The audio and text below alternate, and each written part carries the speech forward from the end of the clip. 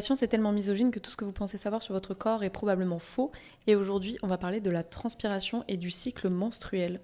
C'est très précis. Est-ce que tu as déjà remarqué que pendant tes règles, tu transpires plus et que potentiellement ta transpiration, elle est plus odorante? Eh bien, tu n'es pas la seule personne à qui ça arrive puisque pendant le cycle menstruel, la température du corps peut augmenter jusqu'à 0,7 degrés. C'est énorme.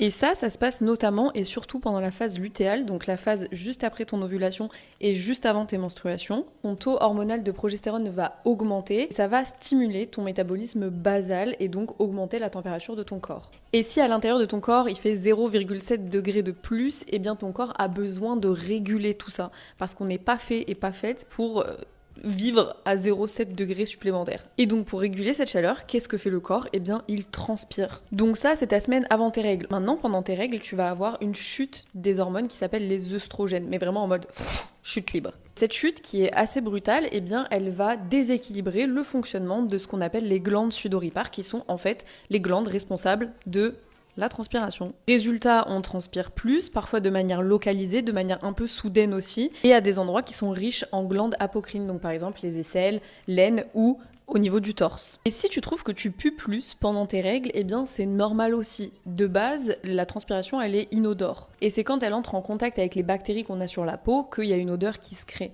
Évidemment, s'il y a plus de transpiration, il y a plus d'odeur qui se crée. Et pendant tes règles, on peut ajouter aussi le stress et donc un pic de cortisol, une digestion qui va être ralentie à cause de tes hormones, et tout ça, ça peut entraîner une transpiration plus intense et du coup plus odorante. Donc c'est archi normal si tu transpires plus et que tu pues plus juste avant et pendant tes règles. Si on veut aller encore un peu plus loin, sache que même ton odeur corporelle change au cours de ton cycle. Pendant l'ovulation, par exemple, ton taux d'œstrogène, il est à son maximum.